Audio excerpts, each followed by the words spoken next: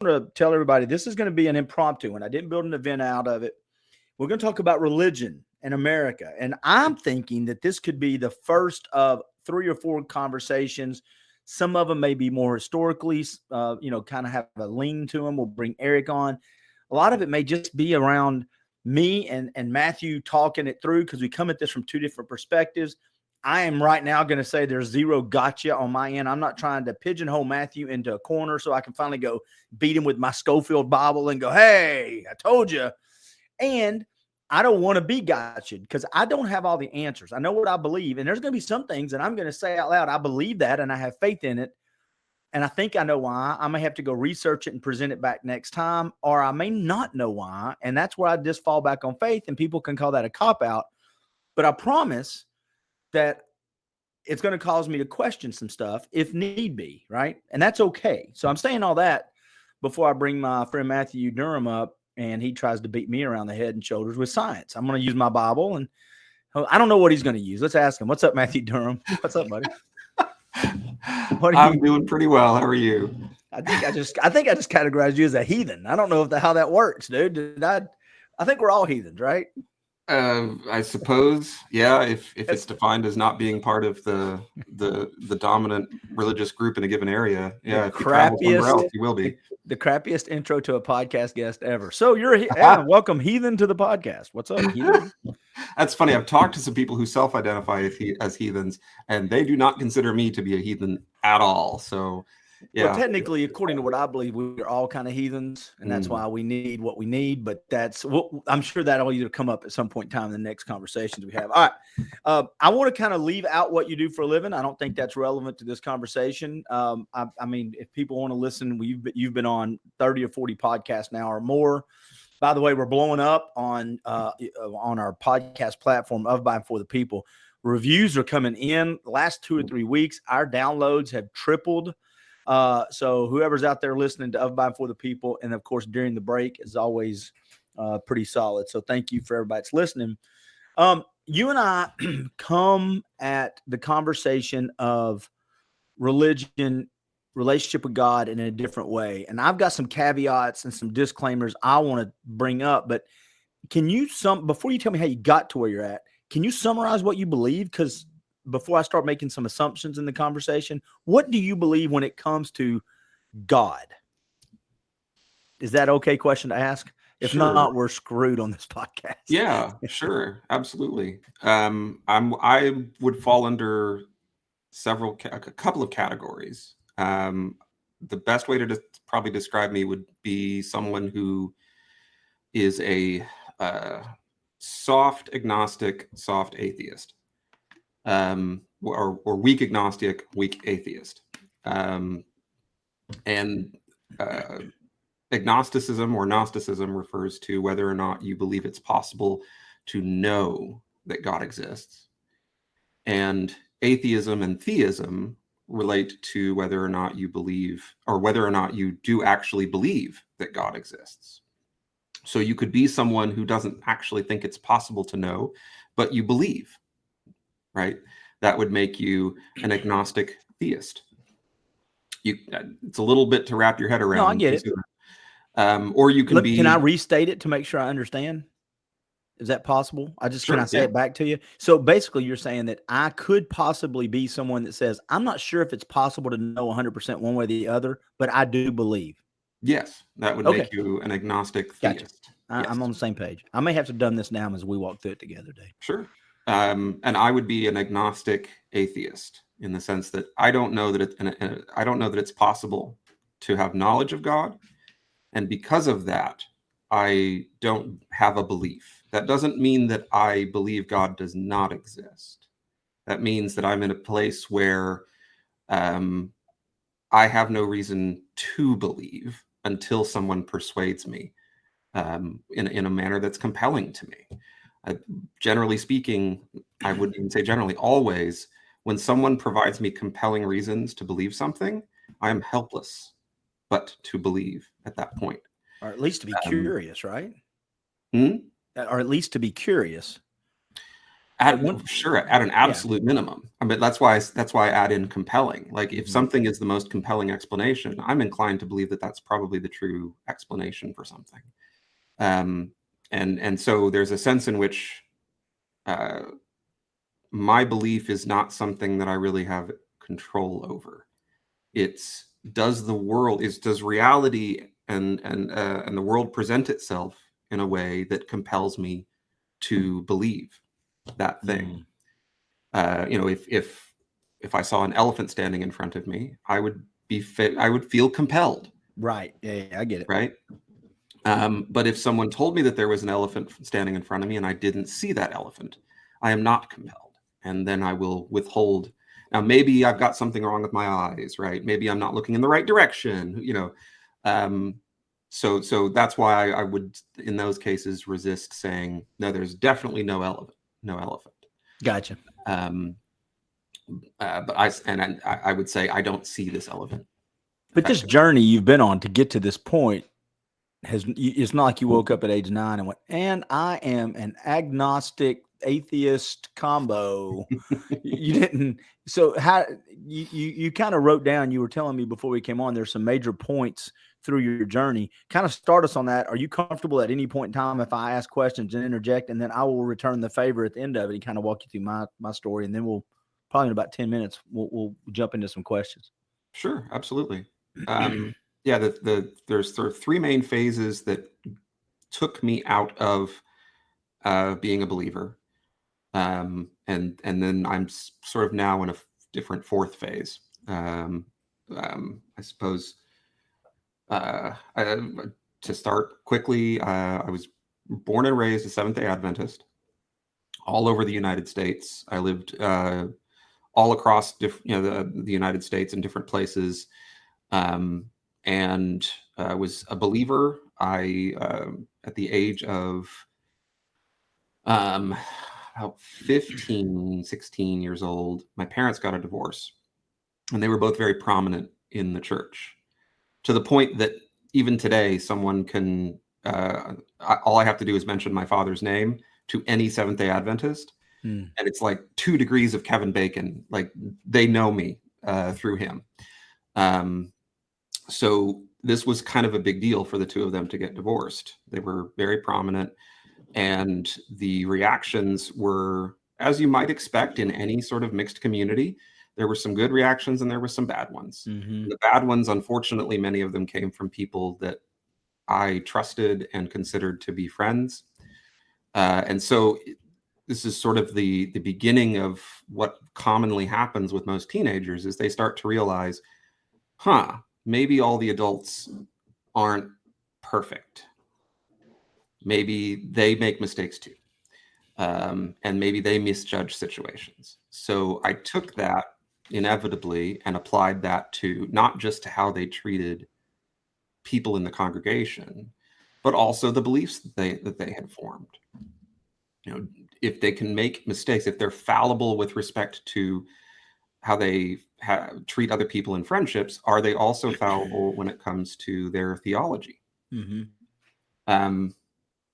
So I sort of, it takes you down this kind of natural progression of, okay, well, maybe they got the theology wrong, but the source, the Bible, the traditions, is still great. But then inevitably you begin the sort of, it's a very common process for a lot of teenagers, is, well, maybe I need to begin to understand a little bit more about the history of the theology, the history of the people, the history of the traditions. And as I'm doing this, I made a friend who had recently come out as gay, and he was also a member of the church. And this was at the time, this was the late 90s. It was very, very, very common in the Seventh-day Adventist system for gay people to be described as inherently evil and sinful. Right. And here I had someone who was a kind human being, thoughtful, considerate person, and he was gay. So it kind of forced me to reconsider, a theological argument that had been getting made pretty consistently throughout most of my young life. Simultaneously, I'm doing summer work as a door-to-door literature evangelist for my church. So all of this is happening all at once. Wow. I had people trying to recruit me to be to go into seminary. Big time leaders in the church, or so they thought, at least. And so I'm considering all of these things, and I start getting into what I would say would be the second phase. Okay. Meeting my friend would be the second phase. The third phase is when I started diving into that history, the history of the theology, the philosophy that contended with and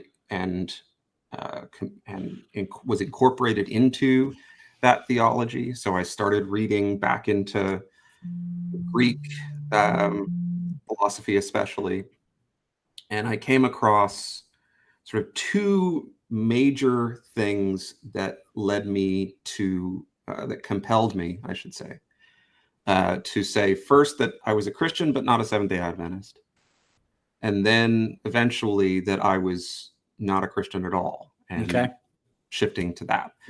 The first was Plato has what's known as the Euthyphro dialogue.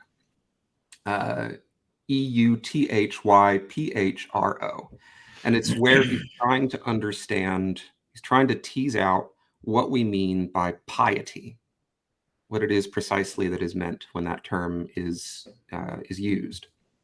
And it's a long dialogue between Socrates and I forget the name that I think it might be Euthyphro, where they're trying to figure this out. And Socrates does his thing where he's just this constantly annoying person who keeps bringing up issues, and he keeps questioning and questioning and questioning. And it starts out with the assertion that whatever is pious is that which is the God's love. The God's love, that which is pious. Mm-hmm. And I took this to refer back to whatever is good is that which God loves, that which God says is good, right? But there's, of course, an issue that Socrates brings up, which is that kind of makes goodness or piety subject to the happenstance of whatever the gods love. What is it? What if the gods love something that is awful? Would you still call that pious? What if they love cannibalism? What if they love rape? Well, there's been in myth, the gods of war. Yeah, yeah, absolutely. So, do we still call that pious? Is that still good?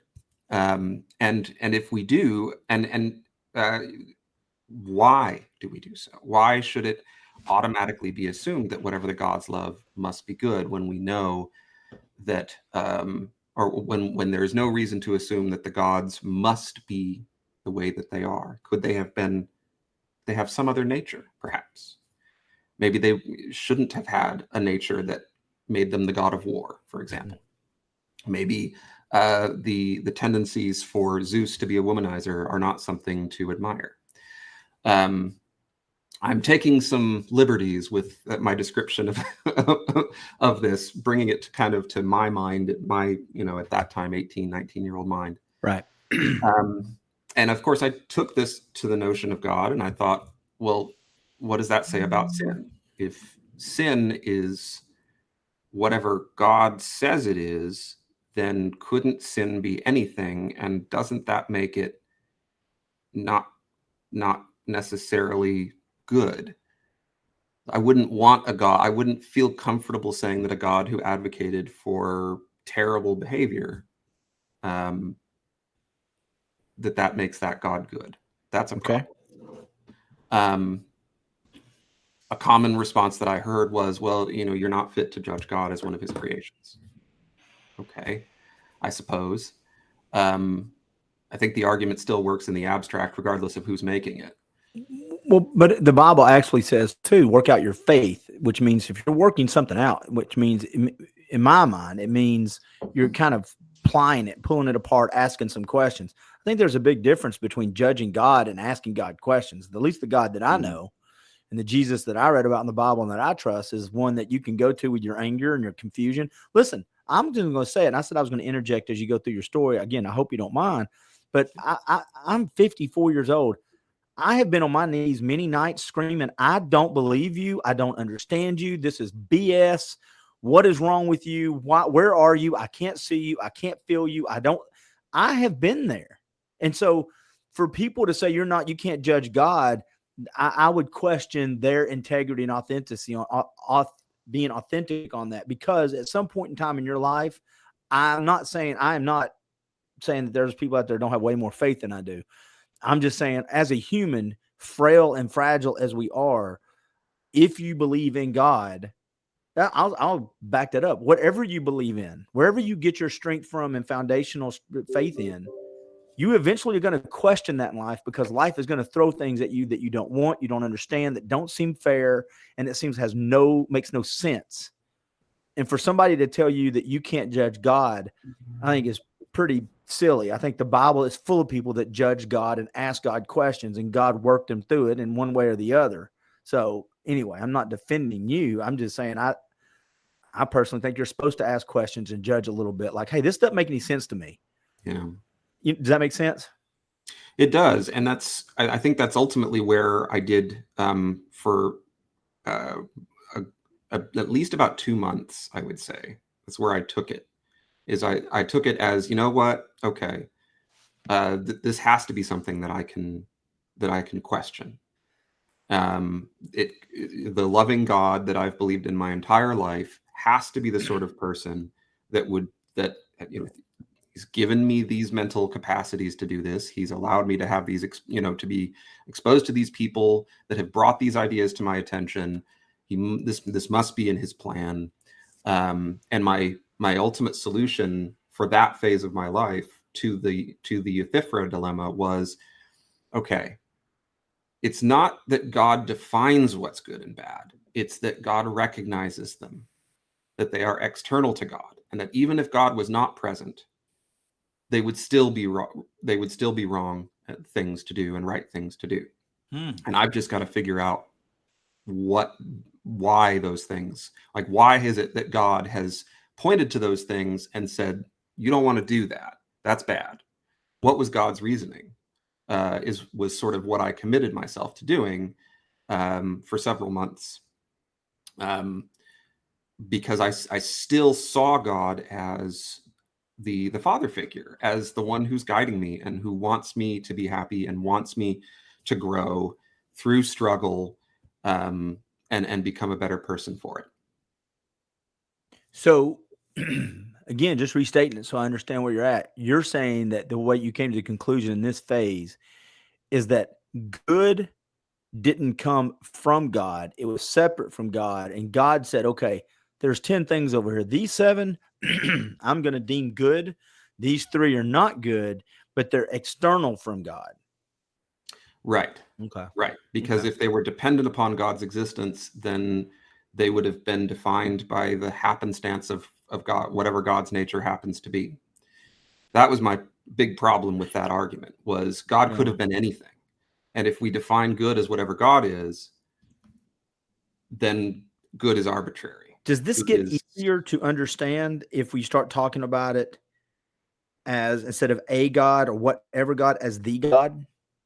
And I was certainly thinking of it in that way. Does that make sense? I wasn't thinking of it as any God other than the Christian God that I had been raised with. Okay. Yeah. Let's just assume that that's what I'm referring to, certainly during this phase of my life. All right. Yeah. So my objective then was to figure out what was God's reasoning. Why did he view murder to be morally abhorrent? Why did all of these things fall into the category of immorality and sin? And simultaneously, I'm questioning myself in terms of, are you absolutely sure that this father figure notion of God that you're holding on to is really what's going on, or is it your best bet based upon the way that you've been raised? Is it a form of expectant or wishful thinking? Are you interpreting experiences that you're having? And I had experiences that I absolutely at the time attributed to God. Direct, exceptional, divine experiences.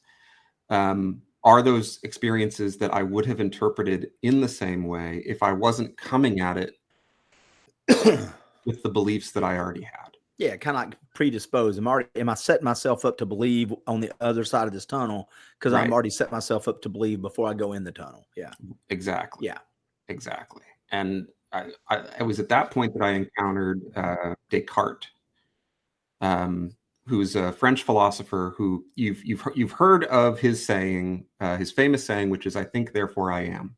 Right. And what his objective was to figure out what can I absolutely know is true, like get down to first principles. Okay. And what he figured out was he used a process of doubt, just like I was, where I was starting to doubt if I was setting myself up to believe what I expected to believe in the first place. He did the same thing, only way better than me. And he went back and started just tearing down everything that he believed, anything that he could potentially find a doubt for, he set it aside until he reached the one thing that he couldn't doubt. And the reason that he couldn't doubt his own existence is because in order to doubt his own existence, he had to have already existed in order to do the doubting. In order to have the thought, you have to be there. You have to exist. So Right. Yes. Yeah. Yes. So there's no getting beyond that point for Descartes. And when I encountered that idea, it was like magic. I wanted to fight against it. I wanted there to be. But explain to me how that, if you don't mind, once you came to the fact that, okay, the only thing I cannot doubt, the only thing that I can believe in 100% true is that I'm looking in the mirror and I see me. I'm here. I know that. So I know how that's it. So how did that though transplant the faith or the religious side of things? From there, it was like, wow. I mean, these thinkers. Now, Descartes took that thought and he arrived at a belief in God. So I followed his same steps, and I couldn't get there. I couldn't make all of the connections that. Did you find the place where you could? I can get that. I understand that, and this is the circle point where I can't go past. That's a bridge I can't cross with him. Do you know where that is? There were multiple points. Okay. With him, and I would have to go back through and list them all. Frankly, it's been a long time. So we're going to have more than one conversation. I just didn't know if it was prominent in your head, those moments that Yeah. you remember, if you're like, that's a bridge I can't cross with you, buddy, Right. Yeah. So we'll have more than one of these.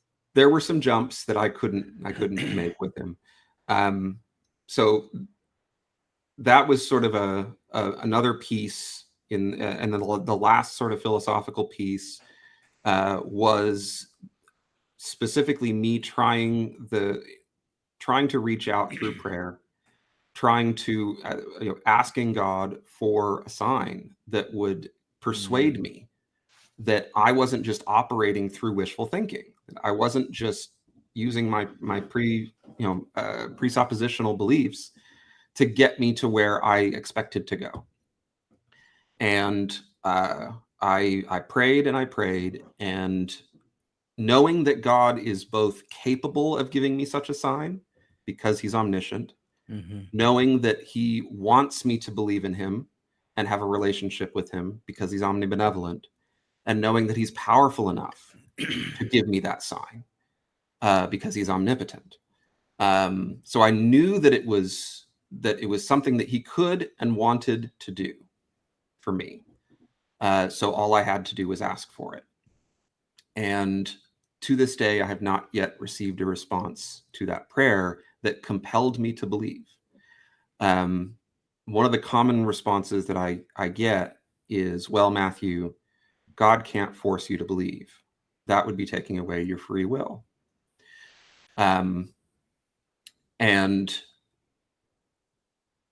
I don't think that that response really contends with the problem of what it is to be compelled to believe something. Mm-hmm.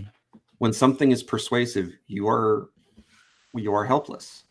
It's not that someone, it's not that someone is taking away your free will when they give you compelling evidence for something.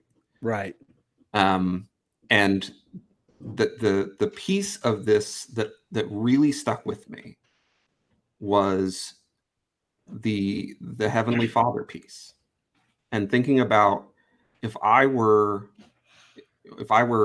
my son were dealing with the same thing, if he needed to know that I was there, that I loved him, who I am, and I had it within my power to give him compelling experiences to ensure that he knew, would I do it? Of course I would. Mm-hmm. No question. That's just sort of it's a first principles thing of what you do as a dad. Right. You make sure that your child knows you're there. If you have the power to do it and you care, you make sure they know. You don't leave it up to happenstance. You don't give them any reason to doubt you. Right. And that was the big piece. We call it in philosophy, it's called the problem of divine hiddenness. Mm-hmm. But I take it a step further as sort of the problem of the Heavenly Father being hidden. So that leaves me kind of where I am today, which is I'm open. And some people have responded by telling me, Matthew, I see how you got there. And maybe it's just that God has a plan. Maybe God wants you to experience this sort of walking through the valley of the shadow of death in order to reveal himself later. Perhaps he has some purpose in doing so. And that's not anything that I can agree or disagree, maybe. But at least it's nice to hear sometimes that people can sort of hear the process through which I got to where I am and at least understand it. Dude, here's what I don't understand. I don't understand how people can hear stories like this and look at their own life and not say, of course there's places that doubt creeps in, and in my world, how you would get there. I'm a Christian, and a lot of what you have said, I've struggled with today. But the difference is and I'm not saying it's a good difference or bad difference. It's just a difference. I tend to fill in these gaps, and I'm more than happy to have these conversations with you on why, but I tend to fill in these gaps because some things I think I can explain or justify that me and you might disagree with that looks like faith, but I see it as something different, right? I see it as manifestations. But then some things I don't understand. And that is where faith occurs. To me, that I jumped the bridge, not on my strength at all, right? Hey, listen, it says in the Bible, and again, people can go, well, it's conveniently says it, but there's some things on this side of heaven I'm not going to understand. I just don't. I don't understand sin like I should. I've read it. I've read the whole Bible. I've taught it. I've been the biggest hypocrite on it, living by it as there has probably been on the planet. If I was back in biblical times, I'm someone God definitely would have used. I'm the Paul and the Saul guy. I am the guy. So I have no standing on this. Like, look at my life, except that I believe in Jesus Christ. That's my standing. That's it. Right. So it's not, and real quick, I just want to start off with how you started this whole thing, and then I'm going to let you finish it because I got like 1, 2, 3, 4,000 questions. So, the worst thing for the relationship between human beings and God are church people. And I go to church. I grew up in church. I love my church family. I love my church. But to judge the relationship between Matthew or Clint or Bob and Sue and God based off how Clint acts on a Friday night because he's a failed human being is just silly. That's like looking at your worst moment between you and your son and go, well, that's probably the kind of dad he is. It may or may not be reflective of that, but the odds are I should probably go, well, maybe the relationship between a father and a son should look different. Maybe there's something there that's more personal to me instead of how they represent it. But on the flip side, there's a burden on Christians to, realize that sometimes people won't see God. They'll see you. And that's where we come in. So keep walking us through how you got here if there's other phases, because then I got just a few questions, or at least some places I think we might agree. Now, after that was sort of the angry atheist phase. As I sort of that's a fun phase. That Oh, sounds no. fun. That sounds like you're like a great guy to party, dude. I was Hey everybody, this is my angry atheist friend Matthew Durham. Not the kindest of individuals to people who deserved better from me. That's okay. Listen, there's angry Christians out there too. Don't worry, man. Anger does not know a religion. Trust me. Yeah, of course, it was arguably a position of arrogance that I was coming from, because now I had explored these questions. I'd come up with answers that made sense to me. The answers that I had previously agreed with no longer made sense to me. And so I started doing, I don't know, maybe I'm just weird, but I started intentionally reaching out and talking to people, right, who disagreed with me. I think part of that is this continual commitment to being open to the possibility that I screwed up somewhere in that thinking process, and wanting to allow myself to have the opportunity to be persuaded if I'm a fallible human being. So right. I didn't want to lose that. So I continued to reach out. I still, of course, had many family and dear friends who were believers and still do to this day. And I talked to them, not always very well, but many of them were kind enough and gracious enough to share their perspectives with me, even when we disagreed. And I kept fighting and pushing and critiquing and disagreeing and being obsessive about it for probably 15 years, I would say, until really, I think I began to realize that, especially after I moved up to Tennessee, here I am in the buckle of the Bible Belt, and I'm out, to use the common term. Like, people knew that I was an atheist, and people thought it was maybe a little bit odd or interesting, but no one was keying my call. Nobody was throwing Bibles at you. They weren't. Yeah, you stuck your head in the closet and went, me up. "Hey, I'm an atheist." Like, they didn't like it necessarily, but they also weren't trying to kill me or beat me up or hurt me or destroy my property, ruin my reputation. None of it. And in fact, people were generally pretty willing to have conversations. Is that different than what you experienced when you were a kid and your family was going through the divorce? Yeah, but the Seventh-day Adventist culture of the time was extremely insular, and I was a deviant. I was someone who was I was a traitor, effectively, for a lot of people, and that's harder to deal with than just some stranger that you've met. I got you. Okay. I was just trying to compare the two experiences. That's it. Yeah, I got you. When you leave a group and you are seen as a traitor to the belief system, that's a different issue. And I think I assumed that would continue on into the rest of my life with everyone, because I incorrectly assumed that everyone would think about me in the same way that people who saw me as a leaver, a backslider. It was your identity, man. Yeah. Your identity was tied to the group, which can be healthy, or it can be very detrimental.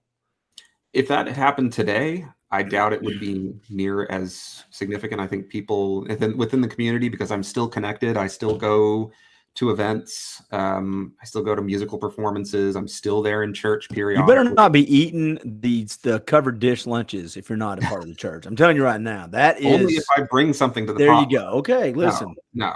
We can talk about God one thing. You don't bring a 12-inch covered dish to the covered dish dinner.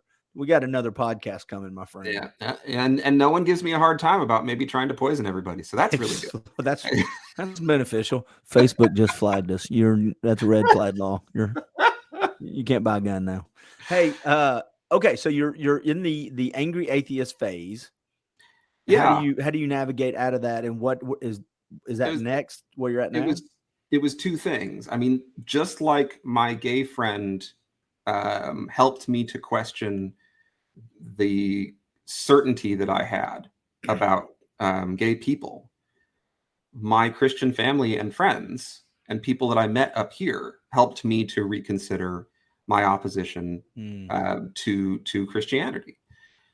At the same time that all that is happening, my supposed political allies and anti-theistic allies secular people that I had been working with and advocating with, started going super woke. So now I'm getting sort of pushed out of my own side in the secular sphere. Well, let's just call it, it's a religion too, but I will go Yeah. down that. The secularism is a religion, whether they want to admit it or not. Woke secularism, definitely. There you go. We'll leave it at that for now. Yeah. There may be ways to make it not religious. That's a separate conversation. It has all the tenets of religious right now, though. Woke, the wokeness. Yeah, there's no way to get out of it being theological when you're basing your ideas on Marx. Yeah. So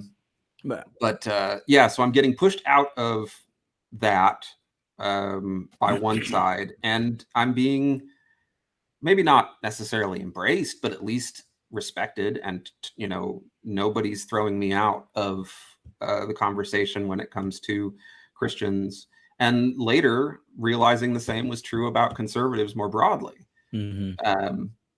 I just wasn't seeing the level of insularity and exclusivism that I had grown up in and experienced when things started going not so well with my own church family. So I stopped kind of caring about that whole distinction. It's part of who I am. It's part of my history, but it doesn't activate me in any way. It's not central to my identity anymore. What isn't? God, or your belief in God, or what is not? Being a non-believer. Okay. It used to be. I used to consider that something that made me who I was, but now it's kind of like the old joke was, bald is not a hair color. I don't care about anyone else's hair color, and the fact that I don't have any myself is not a part of my identity either. It's utterly uninteresting to me as something that should make me think of myself as separate or distinct or worse or better than other people. Some of the things that I think we find, and does that bring us to currents with you? Does that bring us up to speed where you're it's a couple of things you said that I find pretty interesting. I think we somehow, let me phrase this right. There's so many qualifiers and ways people can find the little chinks in these things. So when you're a Christian, you don't become perfect. Nothing becomes perfect. Doesn't mean I'm immune from bad things happening. It doesn't mean none of that, right? It's not a magic wand. God's not a wizard. That's not how I look at him, even though we treat him like break glass in case of emergency. A lot of times. Mm-hmm. But isn't it odd when you go down even the secular terms, because I've been in the secular world myself, we're just as judgmental. I mean, and the reason I say that is the church gets this stigma, and a lot of times well-deserved, for how judgmental it is. I believe there's a difference between saying, this is what we believe, feel free to come and join us, as long as you're not saying these people don't deserve the same rights as far as politically goes. But I don't think you should have to change your theology or what you believe because certain people think it's wrong. So if there are people who are gay, want to go to a Baptist church, and that Baptist church says, hey, we love you. That's great. We want you to have the same freedoms in the United States as we have, blah, blah, blah. But to go to this church, there's certain core beliefs we have. I don't think that church should have to change its standards. People shouldn't have to, they don't have to like it, but I don't think the church should have to change the standards. But with that being said, listening to you talk, and I think you've experienced, and I have too, isn't it odd that everybody, take religion out of it? You judge people. You were judging. You were making assumptions on people. Like Clint's a Christian. If we did not know each other, and you go back 15 years in your angry atheist phase, and you knew I was a Christian, you would have had conversations with me. I'm guessing that would have already had, this is who Clint is, A, B, C, D, and E, and that conversation would have probably gone a little differently. right? Yeah. That's a Absolutely. judgmental thing outside of religion, because that's who humans, I think we forget sometimes, just because you go to a church doesn't mean all of a sudden you're cleansed from the fallacies of judging people. Does that make sense? Or just because you leave a church. I have a Absolutely. lot of people who think that because they're non-believers, they're in the atheist community, that somehow makes them wiser or smarter I think than wokeism is a great believers. example of that. Wokeism is full of judging people. Yeah, absolutely. I see it in, I had dear friends of mine who I absolutely love, who make that same mistake that I made. Um, and some of them are much older than me, unfortunately. So I can't just say that it's something that you necessarily grow out of. And all I can do is just show them that, you know what, we may disagree, but I still love you, and I still think that, I still think the world of you, and I want to make sure that I treat you with honor and respect. Just know that there's going to be people who come into my house who you strongly disagree with, and who I'm also going to treat with honor and respect. Right. And that's hard to get to. It's yeah. I've been where you're at, asking for signs too, by the way. I think every human being it can relate to what I'm about to say. I've gone through some stuff in life, again, like we all have. And I remember sitting on my front porch, I don't know, 1, 2, 5 billion times and going, all right, God, if you're real, I need to see a red truck in the next 4 cars. All right, God, if you want me to do this, an airplane will fly overhead. And you think I'm kidding, but when you hit low points in life, you start putting these parameters around a God that can do everything. Doesn't mean he is going to conform to us. And I think sometimes, at least when I get caught up in trying to figure out the God thing, I have to step back and realize, well, if God acted like a father, like I act like a father, then there would be no reason really for him to be God. In other words, the reason he's God is his definition and how he would do things is different than mine, way different. And if I have the faith in that, then I'm going to assume that he's probably better at being a dad than I am.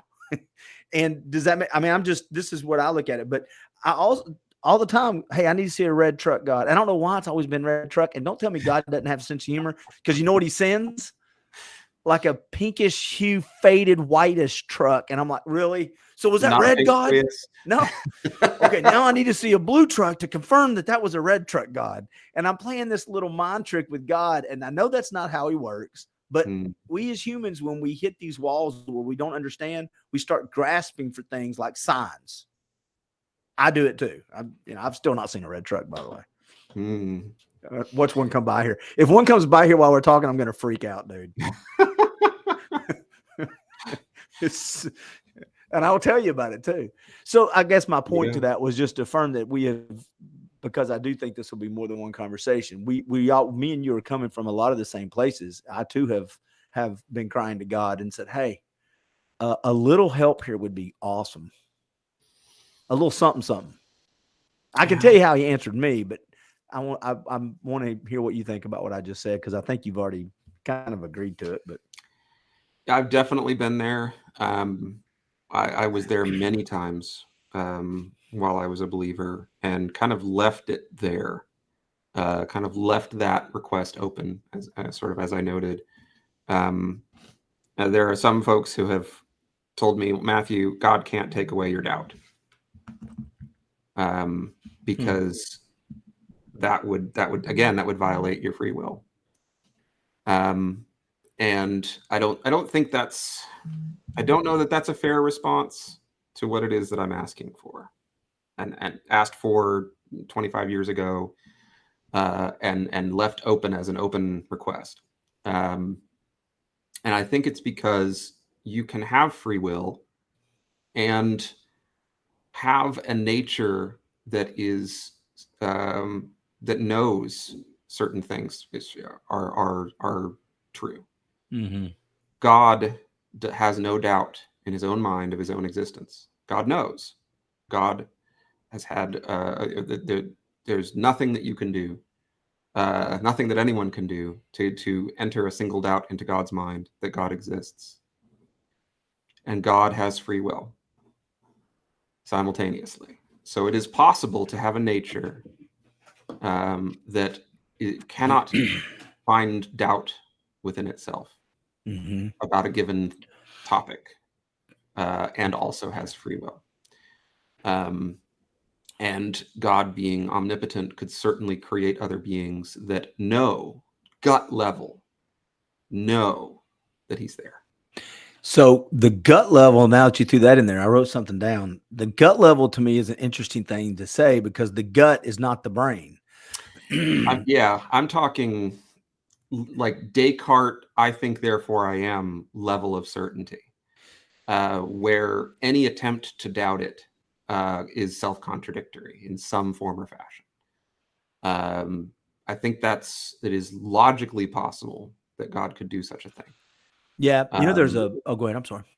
Yeah, go ahead. I was just going to say there's a Bible verse that says, do not be captured by the philosophies of men. And have you ever read that verse, by the way? Yes. Those who think themselves wise. Well, there's a Bible verse. Let me look it up. I'll set it to you because it's one of my, used to be one of my favorite verses because I used to be in the church a lot more, but Bible verse that says, do not be captured by the philosophies of men. Colossians 2:8, see to it that no one takes you captive through philosophy and empty deceit, and it keeps going. But the reason, what I wanted to say was, when you add the gut and this assurity, the play on words is certainty versus faith. If I am 100%, and I'm not, again, this is not me and you arguing. This is me saying what I believe. If I have to be 100% certain, then there truly is no reason for faith. Because as soon as I'm 100% certain that Matthew Durham, when I reach out to touch you, that I can grab your arm, then I don't have to have faith that I'm going to grab your arm. And there's nothing required of me other than the action. And so I think in my brain, when I try to have to drill it down and go, okay, the only way I'm going to believe in God is if there's zero doubt. Well, then there's room for, there's no need for an ounce of faith, none, zero. I need no faith. Then it's not a religion and it's a science. And then we're back to what we can prove. And then I've even said, if you go back far enough in science, it becomes faith. But the other thing is the way we look at life, at least this is how I choose to look at it, at least in theory. And I try to practice it quite a bit. I've got a board downstairs that I put stuff on every morning, but part of what I put on it when I'm working out is 3 things that I'm grateful for every day.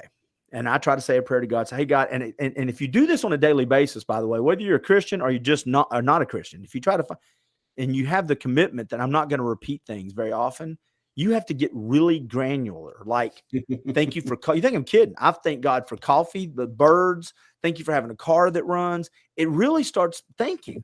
But my point on that is it really starts drilling down and you have to start going, you know what? I don't need just to be grateful for these big things like freedom. I need to be grateful for the internet. I need to be grateful that I'm one of the people in the world that has access to clean water. I can flush a toilet in the house. Sounds silly, but people don't have that. And the reason I bring all that up is there's 2 ways to look at that. And it's the old quote, right? That there are no miracles, or that everything's a miracle. And so I look at the relationship between Matthew Durham and his son as a miracle. I look at that as that is God's sign.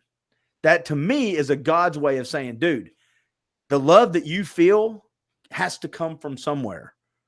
It's to me, when I've asked for God, now I'll zoom back out and I've done the red truck thing, but every time I've ever asked that, God has shaken my cage with a phone call or a text within the next few days that have nothing to do with, hey, by the way, Clint, for some reason, God just wanted me to call you up and tell you that he exists. I don't know where that came from. No, it came from an interaction I had or a moment I had of clarity, and it could be 2, 3 days, 2 months removed, and that could be God going, whispering, because if God whispers and all he says is, there you go. And I'm like, and it's just, I don't know, it's not serendipity. I don't know how to explain it. It's just, to me, I tend to, and it could be faith, it could be how I could be raised. Maybe I've been brainwashed. I don't know. But when I look at things like that, that is God's way of saying, there's your sign, man. There's a lot of people that die in this world, and they've they have to have other ways to prove that this is Clint's. My journey with God is very different than yours would be. So I've done some rambling in the last 3 minutes. Some of it may make no sense. Did any of that make sense? I can definitely speak to having some of those similar experiences that to what you're describing. I always found myself, again, we talked about setting yourself up, predisposing yourself, right? And always wondering, would I, if I had happened to have been born somewhere else on the planet, would I approach this with the same mindset? There's a reason why Jimmy up on Sand Mountain doesn't have a spiritual experience and say that he saw Shiva, right, the Hindu deity. And it's because we have a frame that we are given by our family and by our society and culture, through which we interpret the experiences that we have, for good or for ill. These are the things that help us make sense of the world. And the moment that I started encountering people who had a very different frame from me was the moment that I began to question, okay, is it a good idea for me to stick to this frame that I've been given without any doubt in my mind? Or do I begin to sort of question, how would I have reacted within a different frame, within a different culture? Would I have had the same experience and interpreted it as the God of Muhammad? Would I have interpreted it through an Islamic narrative? Would I have seen something and thought that it was a water spirit instead, if I had been born in Indonesia somewhere?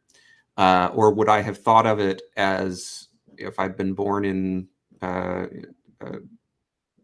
Buddhist area, Japan, as the universe revealing itself in some form or fashion to me? Sort of in somewhat secular terms.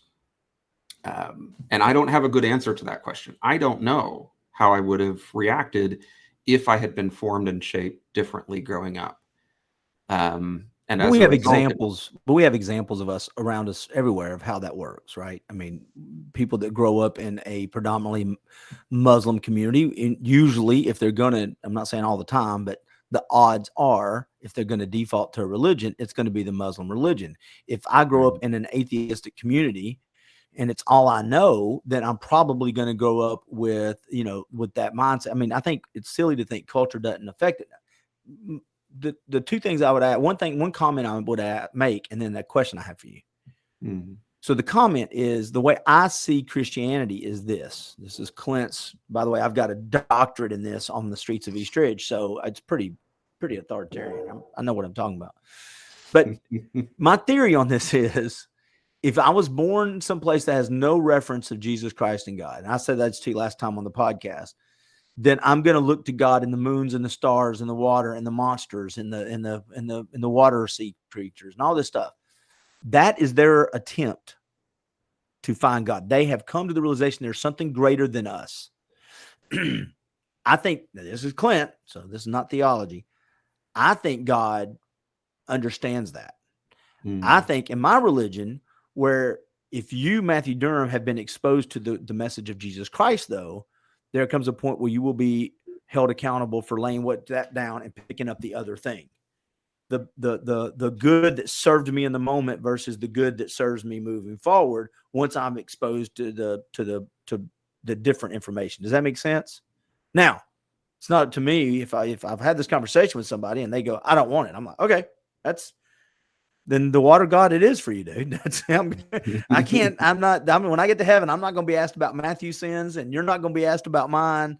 And if you die and get to heaven, you're like, well, dadgummit, Clint was right. And if I get there and I wake up and there's nothing, if I don't wake up, trust me, I'm going to be frustrated that that I had this conversation with you. It was the Mormons that were right the whole time, I'm afraid. I've got a buddy I've got a buddy who I consider a good friend who's a Mormon. I said, listen, all I know is this: if I'm wrong, here's how good a friend they are. They are so good people that they went out and bought a coffee maker for me for their office, and they don't, Mormons don't drink coffee, but they bought it just for Clint. That's how I understand. Can I tell you a cool story about this real quick? Yeah. And then I got my question about faith. Don't let me forget it. But so I told him one time, I said, listen, if I end up being wrong, I just need you to get me and my family on the planet. I don't know what planet, because I know you get planets. So I don't know how that works, but I need it. So I'm going in to have hip surgery. This is probably 10 years ago. And there were two of my clients, and there was a family, and my friend is a little younger than I am, but the people that own this company were a little older. They're probably 20 years older than me, right? And they knew I was going into surgery. And he is a giant man. I mean, he is 6'9", 6'8", 350, 360 pounds. Sweetest man, got this big baritone voice. And we're talking marketing and sales, and I'm doing my ad agency stuff. And I said, okay, it's a great meeting. And he goes, hey, Clint, and I'm not going to try to do an impression, even though I do a great impression of him. He goes, would you mind if we shut the door and they're in their office, and before you leave, me and my wife would like to pray over you as Mormons? And I'm like, man, absolutely. Now, you got to remember, I don't believe what they believe at all, right? So he anoints his hand, and he's an elder in the church, and he puts his hand on my head.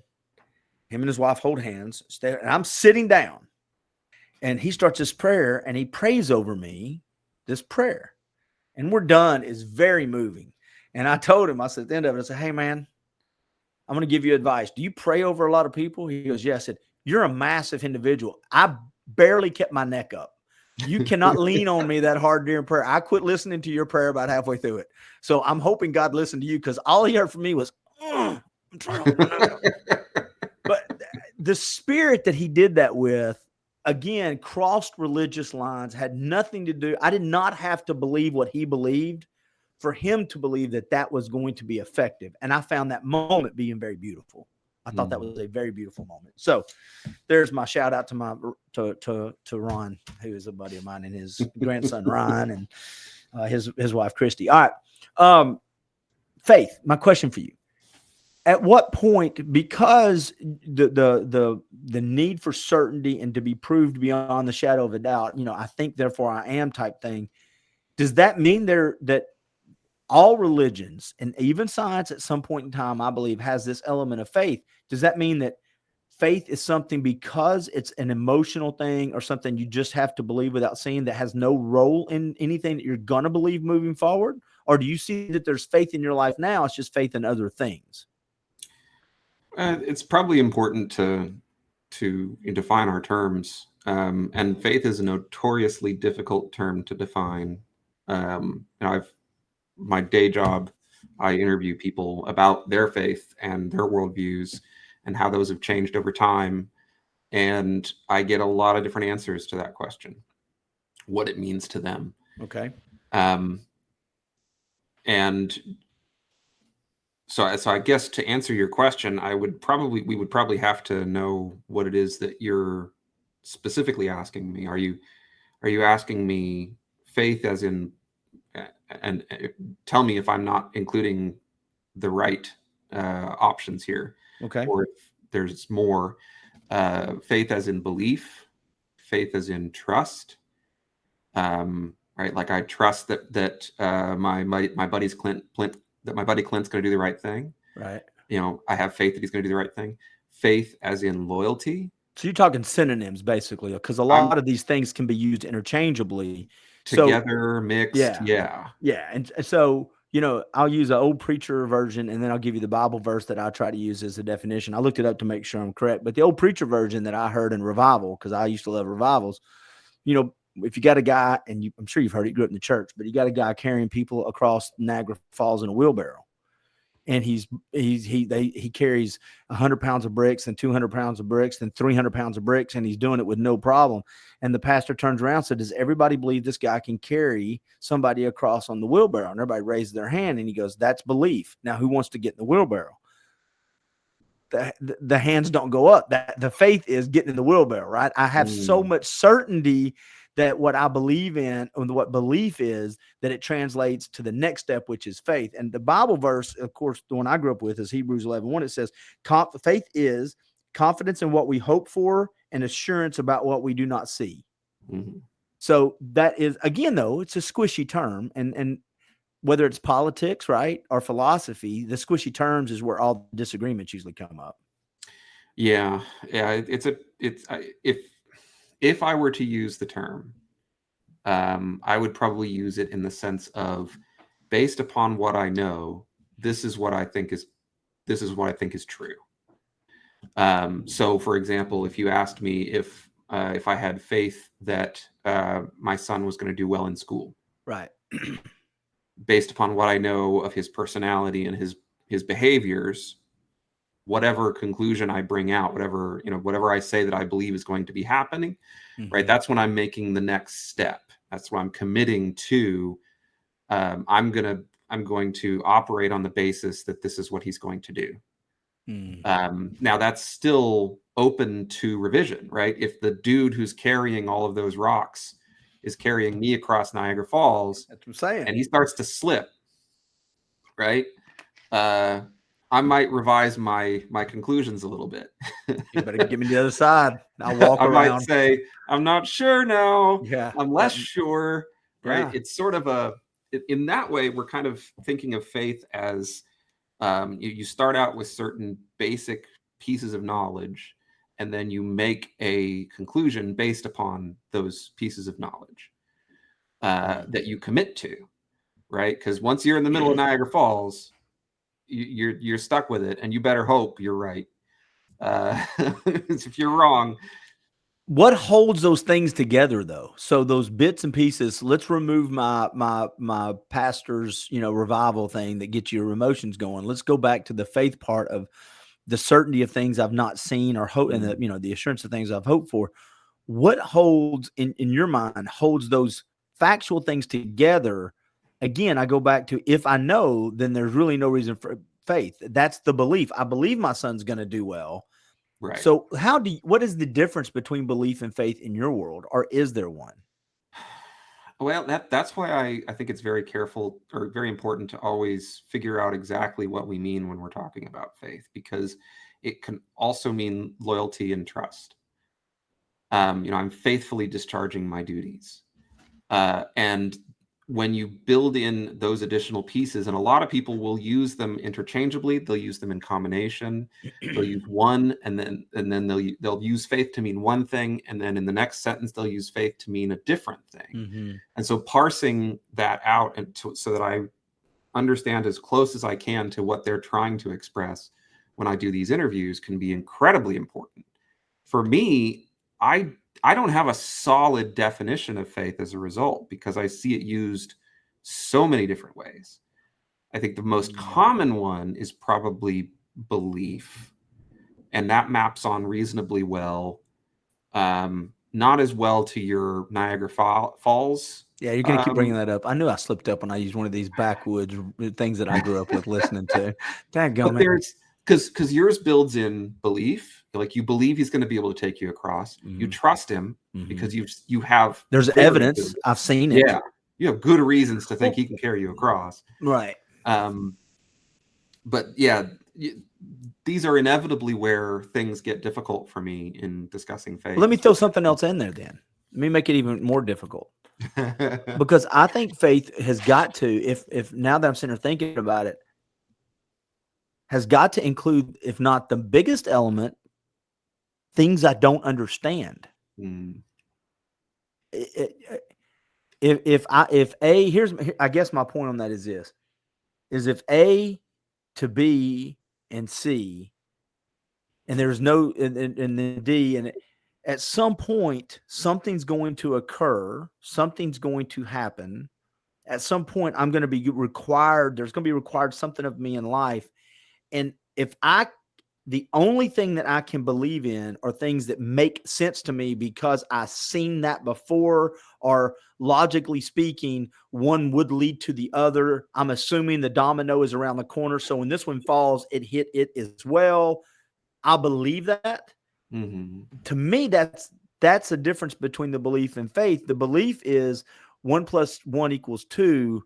Faith is 1 + 1 = 5 sometimes in life, in the outcomes of life. Don't go down the woke road. I know where you're going. But here's what I'm talking about. Good people get cancer, dude. Yeah. I have a friend that buried his 16-year-old son. There is no way to make sense of that. And if you believe in a God, there is no way you can justify that, and you call that a loving thing. And so at some point, when I'm with my buddy, this was 15, 16 years ago, when I'm with him and we're crying, and he says, I just have to have faith that this makes sense to God because it doesn't to me. That is not something that you can, I think faith is a deeper thing and covers stuff that we can't explain. Did I just make it worse?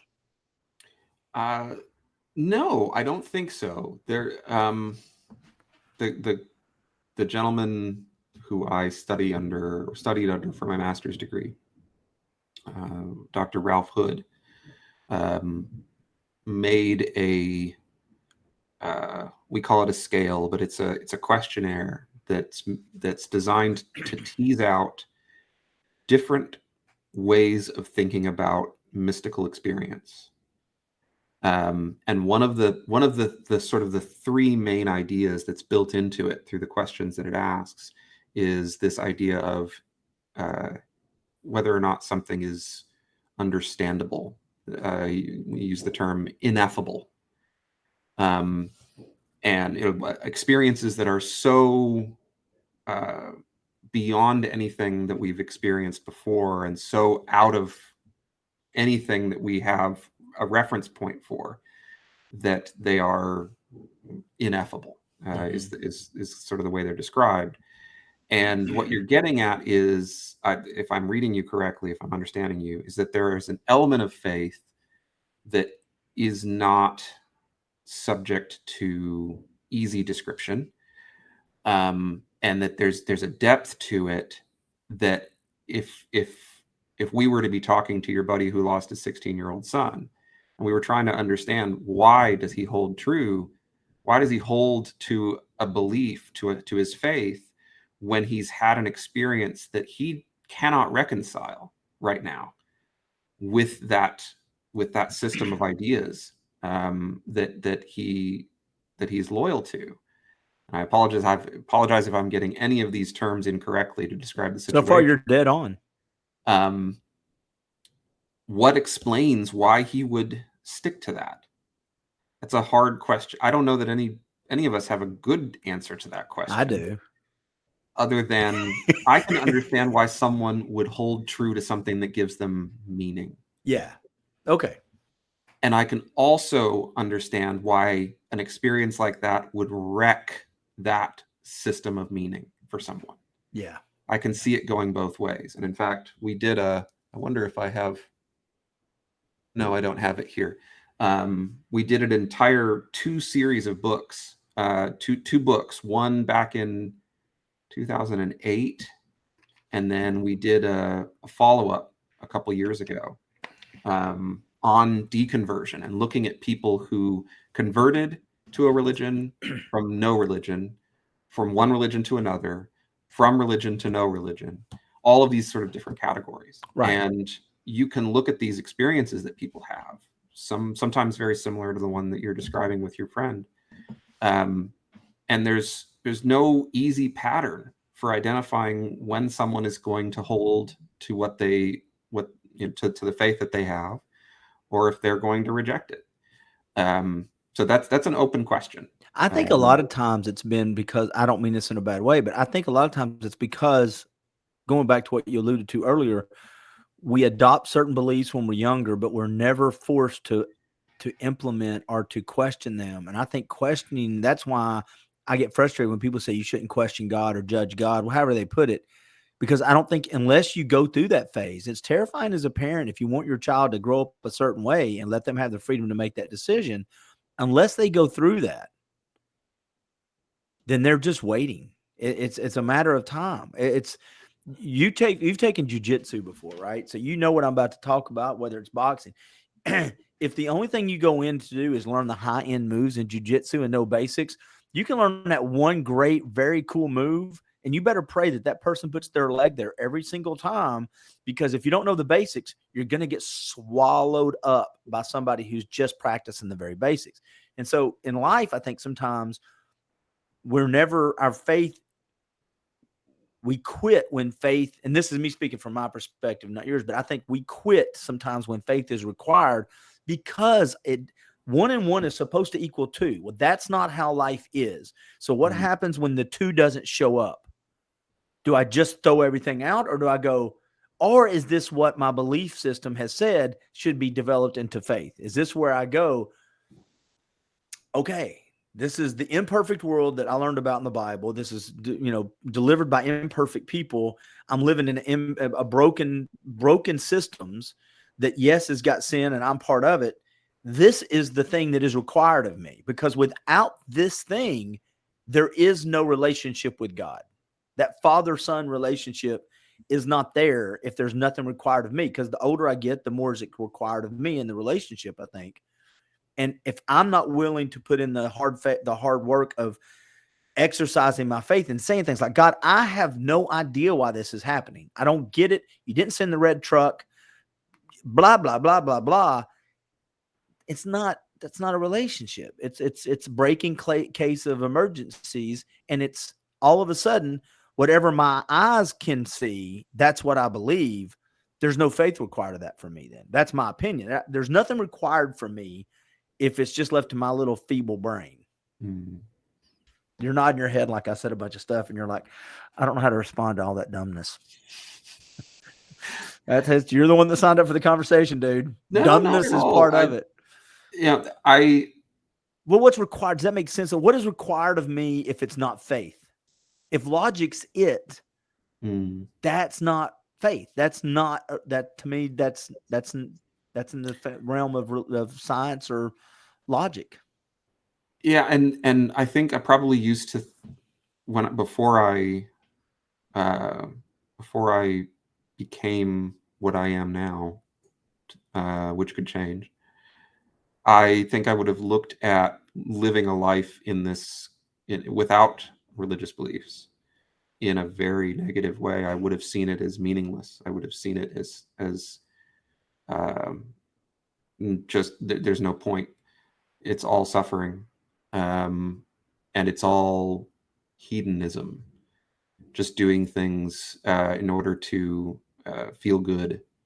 How have you reconciled that, though? I mean, you said that's what you would have thought. Now that you're here, how do you see it different looking back on it? And I think this is where we get into some very reasonable questions that a lot of religious people have, which is, where do you get the meaning in your life when there's no God? Where do you get any sense of what is a good thing to do and what is not a good thing to do? Mm-hmm. What is a good person when you don't have the benefit of someone who knows what right and wrong are for sure and can tell you? Yeah, if God's not pointing to it and it's up to you, how do you figure that out? Right. Absolutely. Those answers are ones that were a little tricky for me early on, but I'm relatively comfortable now with how I understand those things, and they're not the sort of answers that would have satisfied me as a believer. So what does that mean? Is it well, go ahead. I'll wait and ask my question because you may answer it. I think sometimes we are looking for depth and seeing depth that isn't there, and sometimes we fail to see depth that is there. Depth in what, though? In general, sometimes we think things are more complicated than they are, and sometimes we don't see the actual complexity that's there. I think that's a truism of fallible humans. Mm-hmm. Our existence is making mistakes in a wide variety of areas, those included. Right. So sometimes I think we're looking for, there's a demand for meaning having a certain kind of quality that perhaps it can't have. Here's an example. People will point to the shortness of a life, the finiteness of a life, when there's a lack of a belief in, say, an afterlife, and how that cheapens our current existence. You know, knowing that it's all going to be gone and you're going to be forgotten at some point. Mm-hmm. You know, a precious few people are remembered 100 years, let alone 1,000 after, you know, after they die. Hey, don't get depressing, dude. Move on. I get it. Good gosh.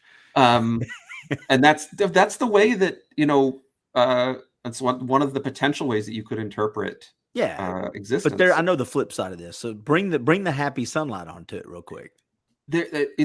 And I've used this example before. When you come across a flower that is in bloom, you could think of that flower in very negative terms. You could think it's gonna pass, it's gonna die, and it's gonna be gone.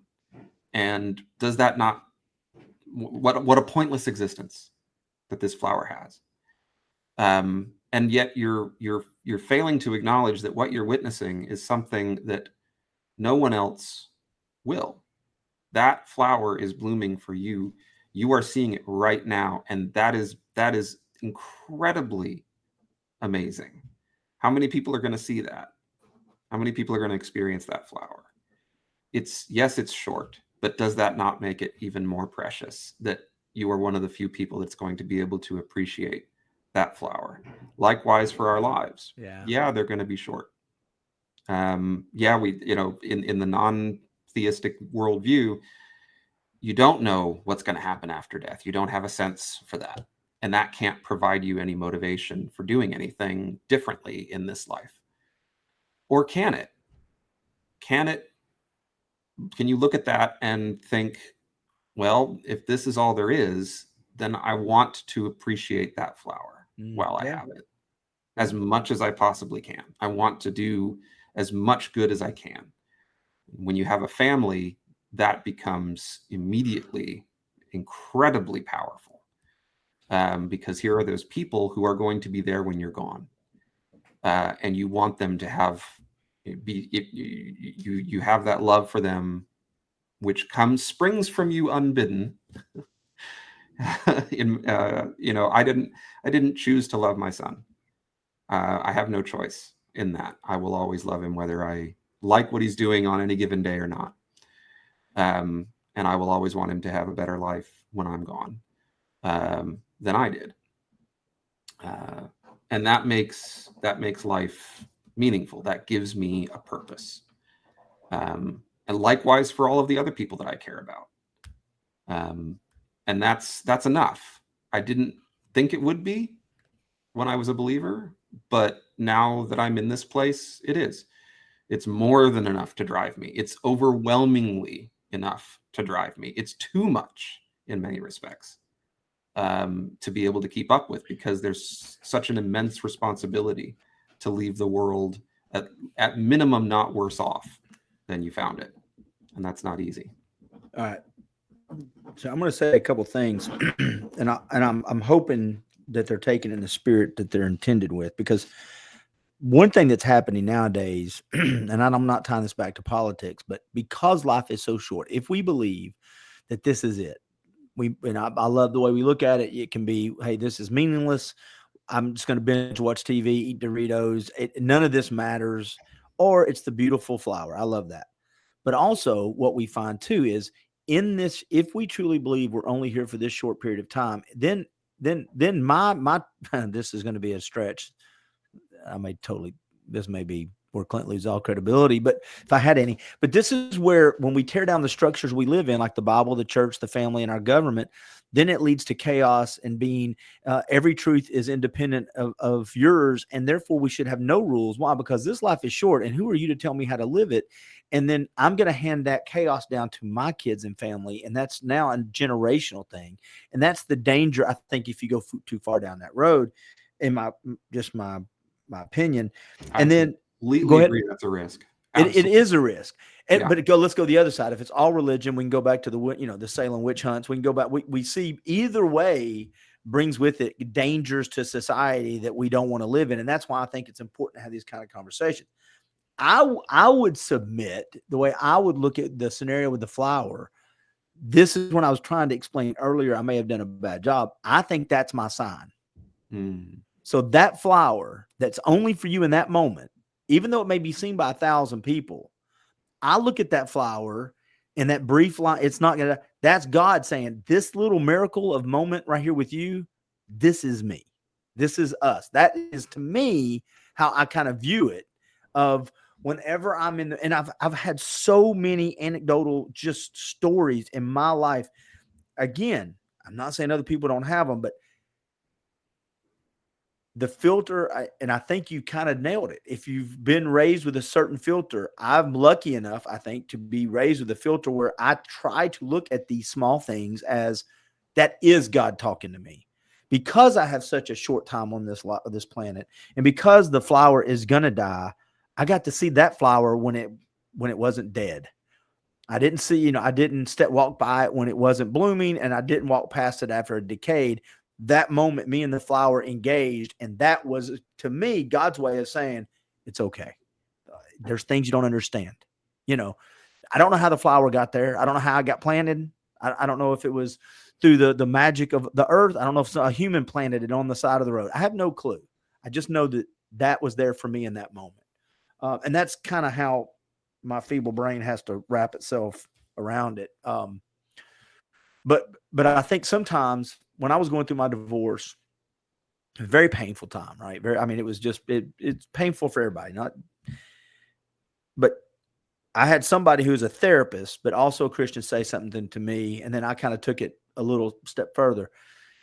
In my world as a Christian, if I pray for a miracle, my job is not to tell God what the miracle needs to look like. Because in the Bible, if I were to tell God I need to get across the ocean, I would have I said, God, I need a bridge. I need a boat. God says, there are things that I'm going to do that you don't understand. Bad things are going to happen in this world because it's a broken world. That wasn't my decision, boys and girls. And there's going to be some great things that happen that you're not going to understand, right? So my job when I go to God is not to say, hey, God, I need a miracle. Now, this is the miracle I need. Let me tell you what my miracle looks like, because God's different than me. That's like, let me tell you what my father-son relationship look like. God, you should be a father like I'm a father. And I think once I do that, I put God in this box to where then he can disappoint me just like I would disappoint my son. And the only love he can give me is the finite love that we think we know, or the infinite love that we think we know. And so my problem is I was going to God and saying, God, I need a sign. And by the way, this is the red truck, right? I need the red truck. And God and me going, hey, dude, I gave you 2 beautiful kids. I gave you 20-something years of great relationships. You've got 4 text messages. 3 people have called you. Over the course of your life, Clint, if I have not shown you that I am there without the big sky written in the sign, then what good is faith? There you go. I guess that's where I went with the flower thing, because you said it and I smiled. I went, that's my miracle. That'd be my sign. I was asking for a red truck, and God goes, dude, I gave you a backyard full of flowers, man.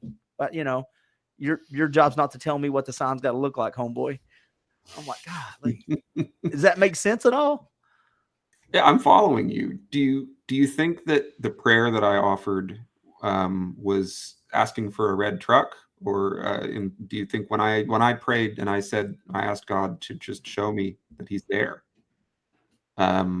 just show me in a way that will compel me to believe? Do you think that was a red truck prayer, or do you think that was an open prayer that allowed for God to fulfill it in whatever way God decided to do so? No, I think it was a legit prayer. I think we have the moments of the superficial, painful prayers of God, I need the red truck. Then there's moments of reflection, whether we have conversations with God, we're like, hey, I need something. I need to feel. Now, if you're okay, can I ask you a question that I don't want to get it as a push or as a gotcha?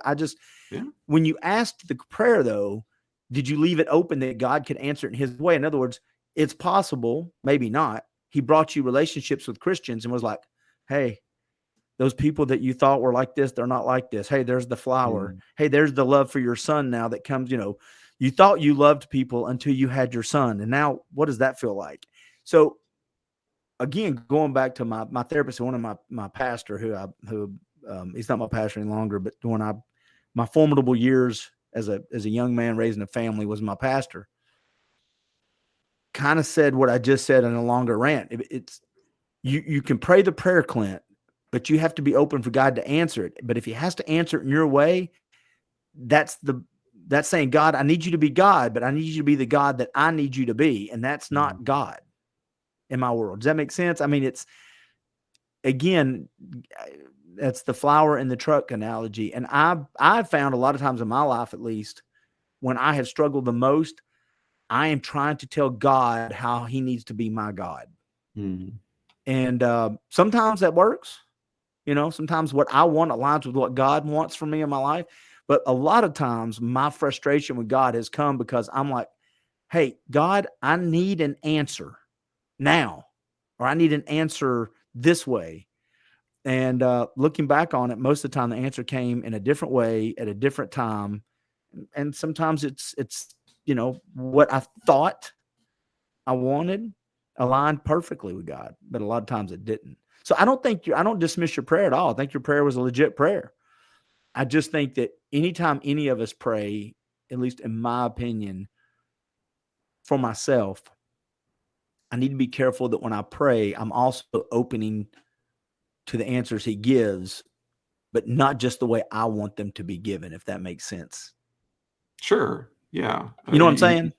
You're suggesting that the ideal way to handle it would be allow for the possibility that it's going to be answered in a way that you don't anticipate, and keep your mind open for those possibilities. Allow yourself to learn from those moments, that having a child, that encountering Christians who don't behave the way that some of the other Christians that you knew earlier in your life did. Allow your mind to be changed through those experiences, and that will translate to realizing that you've received an answer. Well, think about it. If you have people that acted in a certain way when you were younger that can cause you to rethink your faith at the time, it's possible that new relationships now can be the catalyst for the exact same kind of thought, because you're a thoughtful guy. You like question it. That's my thing would be, yes, what you just said and summarized is exactly what I was saying. And the other thing I would put in, because we're all humans, I am predisposed to look at everything through the filter of my Christianity because of where I was raised. So I accept that and understand that. Some of it, I think we could get in deeper conversations. I can explain away. Some of it I can't, like I said at the beginning. But also, I think if I am asking for something and I'm already predisposed in my brain to what I'm probably not going to get the answer. In other words, being predisposed to stuff isn't just relegated to coming from the Christianity side of things.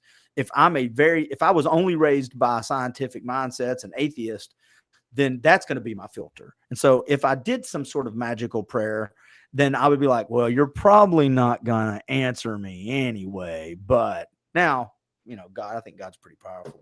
And I've said this 1,000 times. Let's wrap this up, because then I got one more question. Because I've been on with an hour and a half and it feels like 15 minutes, dude.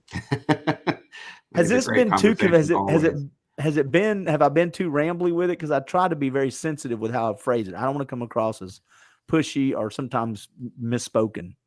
No, not at all. I mean, I think you're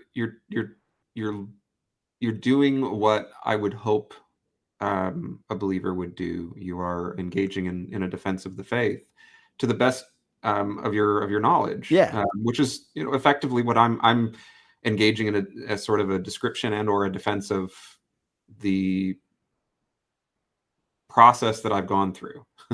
Yeah. No, I don't feel you're being pushy at all. I hope I'm not coming across as critical. No, but we found the common ground of doubt. Yeah. To me, that is important. It really is. And I think one of the things that really made it hard for me to engage for a long time, especially during my angry atheist period, was a sermon that I heard many times about doubting Thomas. I don't know if you heard these sermons growing up. Oh, you're going to be hard pressed for me to come up with sermons I haven't heard, but give it a shot, man. This was multiple times, and it was effectively that Thomas himself, the story goes that Jesus was resurrected and he came back, and Thomas demanded to see the holes, right, in his hands and his feet. He could not make do on faith alone. Right. And so I there was a big part of me that identified with Thomas. He needed to see. Yeah. He needed to know. And the way that these sermons were presented in my churches growing up was that this was a tremendous character flaw in Thomas. This was a bad thing, that those doubts came from the devil himself. And so when I started having doubts, the response was, well, doubt comes from the devil. All doubt can be explained as coming from either a place of your own ignorance or bad faith, was effectively the argument that was made. Which is why it was so easy for me to recognize what Robin DiAngelo was doing when she wrote her book, White Fragility, because she does exactly the same thing. It's precisely the doubting Thomas argument. It's just made in terms of white people versus people who are doubting their theology. And because of that, because it was so easy to recognize, I was able to respond accordingly. So there's a part of me that is thankful to the people that raised me in the church for presenting these ideas, presenting them well, or in that case, presenting them very badly, because I was able to learn honest and dishonest ways of engaging with the world. Sorry, it's a little tangent, but we've touched on doubt multiple times. No, do you know this? And I'm sure you do, but you do realize, I mean, eventually Jesus showed him his wounds. So, I mean, he didn't, I think it's a great distinction of where the faith part comes in. I would submit that those wounds are for all of us to see now. And so he has shown us all his wounds. So if you believe the crucifixion and resurrection is real, like you do in the Christian faith, then I don't have to see his wounds on a daily basis as far as physically, tangibly. I have it there for me to see it at all times. But I might be wrong. Maybe a pastor will reach out to me. I think there's the fine line. I do believe doubt can come from the devil. I think the devil wants you to doubt. If you're a good Christian man and you're doing your thing, I think the devil needs you to doubt. I think doubt is confusion, and doubt, I do believe, comes from the devil. On the flip side of that, though, because we're in a broken world, I don't think God wants you to come to him in any way other than 100% full submission. Like, I get it. I don't have to physically understand and mentally understand this in a logical way right now. It's a faith thing. But then I'm going to have to go read it in context. The work out your faith part of the Bible has always been important to me. That's why, I went on the Recovering Fundamentalist, and people may want to go look it up. I asked about being homosexual. I asked about races and slaves because it's in the Bible. I asked about these big 5 or 6 things, and they were 3 pastors that were raised fundamentalist. They broke away from the fundamentalist church. They now pastor 3 separate churches, but they believe in the fundamentals of Christianity, not the fundamentalist man-made rules that put you in a box.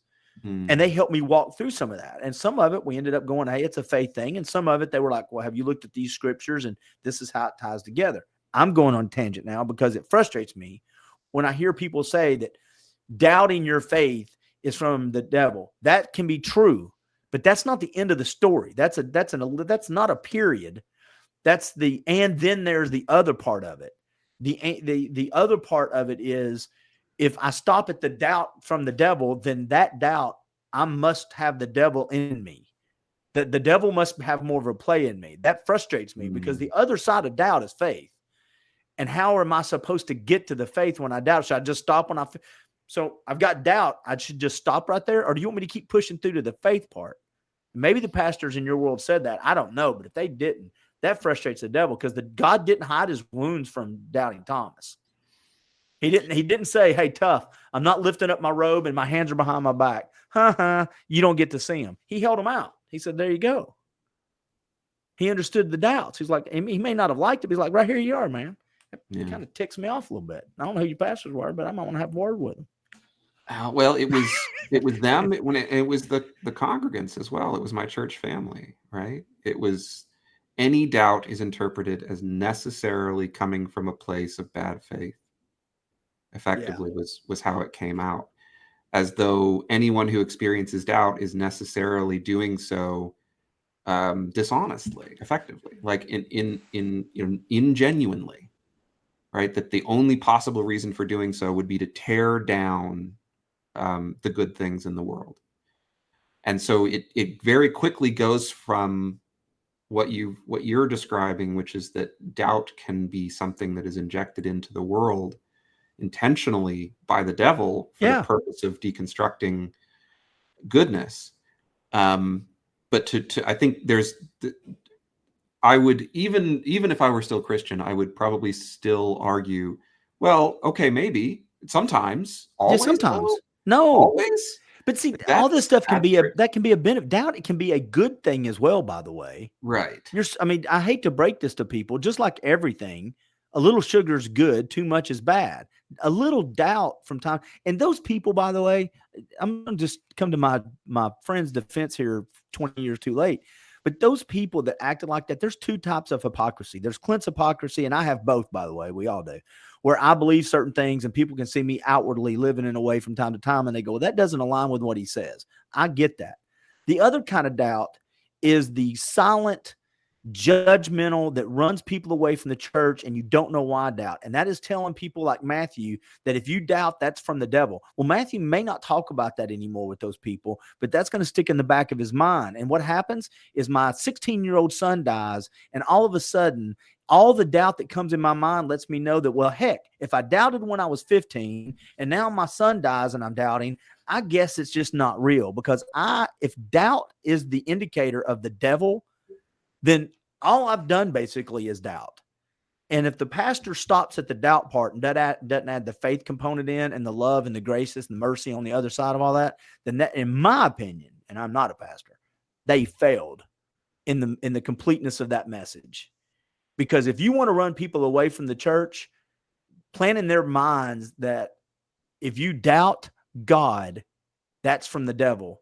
They'll get real quiet. And as soon as a mom and dad dies, or a divorce, or a kid dies, and as soon as that happens, guess what happens to the strongest of Christians? They doubt. Those people are hypocrites because they sat in rooms and cried before, and they've questioned God too. They just didn't want to tell you that they had done it. Could be. There you go. Sorry about that, man. Could be. I don't doubt. Yeah, good job. I don't doubt that that every single one of these people had their own dark nights of the soul. No question. Yeah. But what was the norm in my church was to take all doubt, to describe it all negatively, exclusively negatively, and exclusively demonically. And so if you experienced it, it was like, oh, I have the devil in me. Yeah. And that is something you could, I can see someone responding to that and saying, oh, this is terrible, I need to go get help. I can also see someone saying, but this is normal. Yeah. This is something that you're supposed to go through, and thinking through these ideas and testing these ideas yourself to see if they make sense is something that you should do. You should not be someone who just has your beliefs handed down to you. You have to really put them under pressure, and you have to see if they make sense to you. Because frankly, the human experience is rife with examples of beliefs that were handed down to us that we should have rejected. It is also rife with examples of beliefs we should have held on to and rejected by mistake. But how are you going to know the difference if you don't put them to the test and really think them through? And this was just not, it was very much of a fundamentalist kind of a mentality where you just accept it and you're done, you move on. Instead of, well, let's, a friend of mine who's Jewish describes the Jewish tradition in a sort of a very pleasing way for me, which is that Jews are given the special dispensation to argue with God. And so it has this element of, we're going to go in and we're going to go to synagogue and we're going to really dig into these ideas deeply. And we're not going to walk away from it with a superficial exploration. We're going to deeply understand why we accept or why we reject certain ideas. We're going to know bone deep. And that is unfortunately something that none of my churches encouraged growing up. I kind of wish they would have, because it would have given me more of a foundation to do a better job at that. I think one of the things churches have done a bad job is they got away from training union and Sunday school, which actually taught us a little more biblical stuff and theology of it. And I love what you said about your Jewish friend. And my belief, the New Testament reconciled that, and Jesus then came for the Jews and the Gentiles. And so I think we should have that same perspective, no matter where you came from. It amazes me when I hear people like that talk about doubting, when the Bible is full of people who doubted and had to work themselves through it. And doubt was doubt was never, a lot of times was never the end. It was always a transitional thing to one way or the other. Doubt a lot of times is just simply a way to transition. And if it's not handled correctly, then I think you can have some poor outcomes. The other thing I would submit to you that I will just one more time say is, I just think in our lives, at least in my life, let me back up and include me and not anybody else. I think in my life, it's important for me to look for the flowers, because I expected the red trucks and God was giving me stuff everywhere else as my answer. It just wasn't how I saw the answer. And as soon as I realized, I think, therefore I am, doesn't make me God. It's because I have to, at that point, I'm trying to fit God into how I see God. God has got to be, I'm in his image. So there's this little, it's a he, it's a he loves red trucks too. And he's going to love me this way. And the question I was going to end with a few minutes ago, and maybe it's the next podcast, and to think about how, using the definition of faith we talked about earlier, do you have faith in other things? Do you have faith in science, in a logical world? At some point, have you gone back far enough in your logical thinking and philosophy and foundational stuff to where you actually stop understanding some stuff and have to have faith in it as well? I've had to become really comfortable with acknowledging my own ignorance. And my own fallibility. You could live in East Ridge, man. Come on over. Welcome to my world. That's one of the things that you start discovering very quickly, is that where you used to fill in certain gaps with faith, you can't now. And that leaves you with a lot of unknown. And that's really uncomfortable for some people. It wasn't so much for me, maybe because I just had so many examples growing up of my own stupidity and bad decision making. I got very comfortable with realizing that I'm going to screw up. I'm not going to know things. I'm going to get things wrong. And it's a process of learning that I have to go through. That's what life is. Have I run into specific barriers where a choice has to be made, where do I adopt a particular faith to deal with that problem or not? Like for example, the beginning of existence, as far as we know it, the universe. Yeah, that's kind of the easy one for people like me doing the gotcha questions. Yeah. And I think that question, you can ask the question, but I don't know that it's I'm going to sound real strange. I don't know that the question itself is framed in a way that makes sense. And I say that because it's based upon this assumption of cause and effect, right? What caused the universe to come into being? What caused, if you don't know, if without God, how did existence come to be? Right. And a lot of people will say, well, yeah, but then what caused God and infinite regress and all that, that stuff. I don't really care about that argument. I think what's much more interesting is the assumption that cause and effect itself must be a characteristic of what came before, right? Time and space are characteristics, as are cause and effect, of the universe within which we live. Okay. Must we assume that time and space are characteristics of what came before?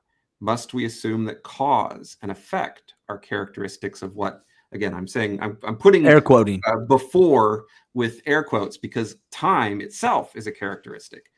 It's a man-made characteristic too. It's or a recognized, observed characteristic of the universe, and we are linear beings that think linearly. And real quick, I think what we do to science sometimes, and this is where scientists will really get mad at me. And you're close, you live in this world, but a lot of times we define things based off what we as we can, right? Only as we know it. We put our definitions on what a day is. It was never called a day before we labeled it that. There's a certain difficulty with demanding that the universe accord with what we expect is or how we describe it. So I don't know that it makes sense to talk about what came before time as we know it, or what caused something that may or may not, what caused cause and effect to come into being as we understand it in our universe. These are, we're getting up to hard limits where my ignorance is utterly manifest. But I think it's important when we hit that point to recognize that the breadth and depth of our ignorance may be far greater than we're allowing for.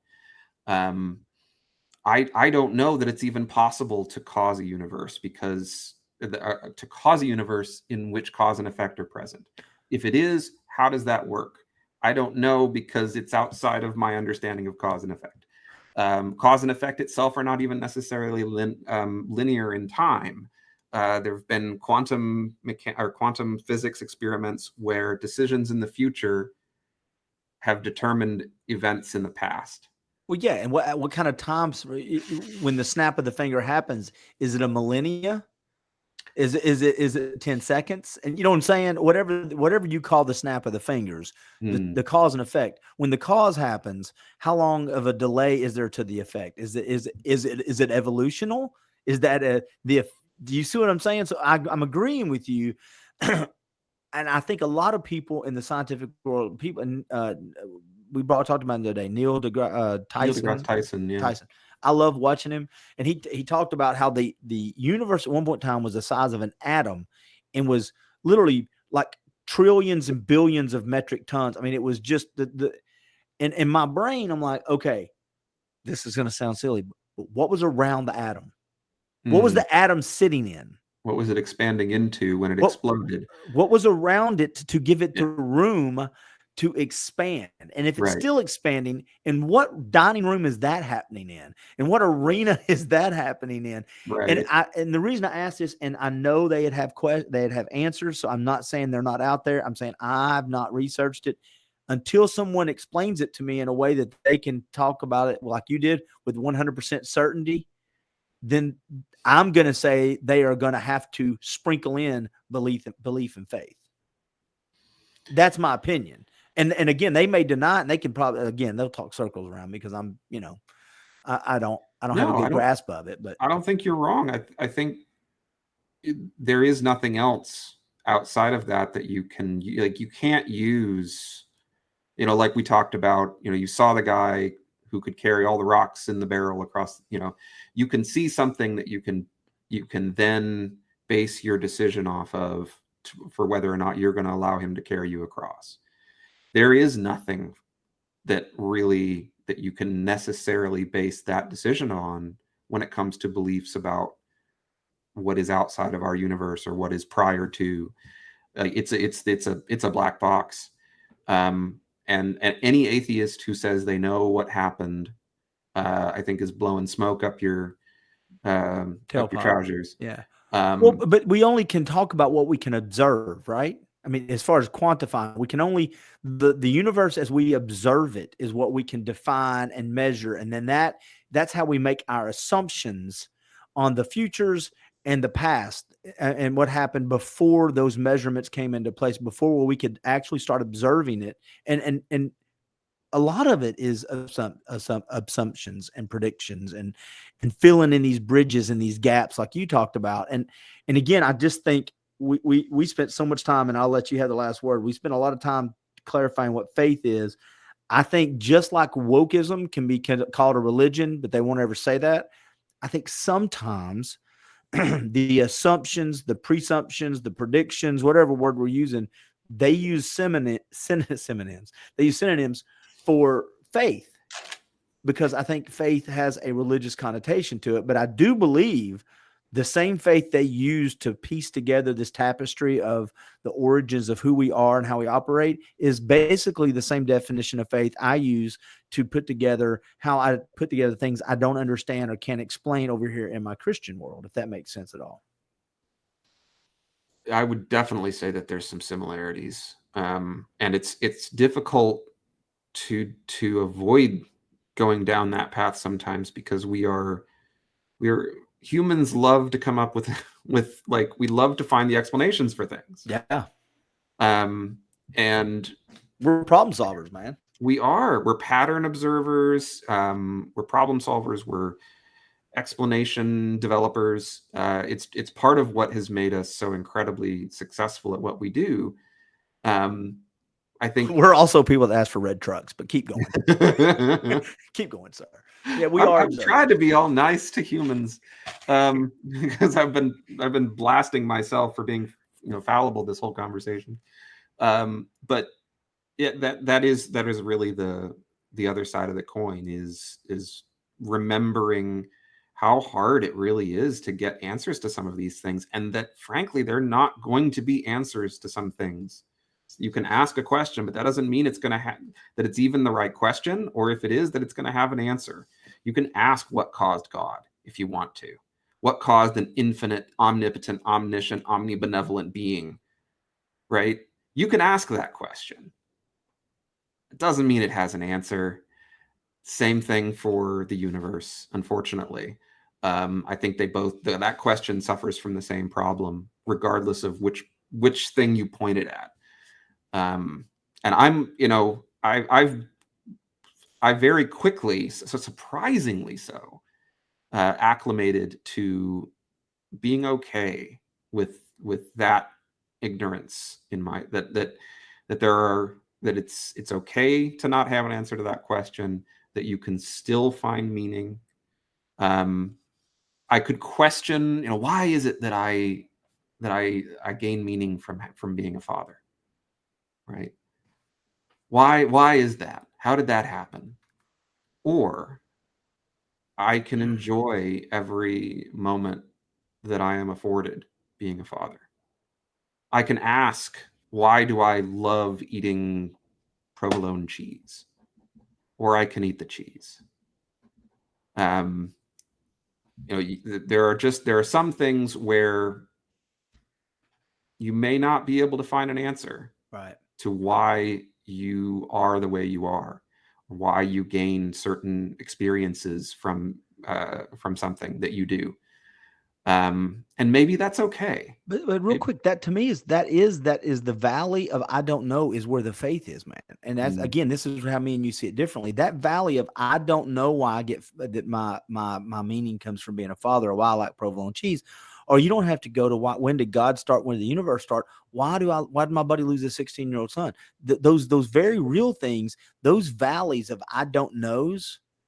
If my belief in God is dependent on me having to understand that, then I will never believe in God, because that requires, again, goes back, it requires nothing of me.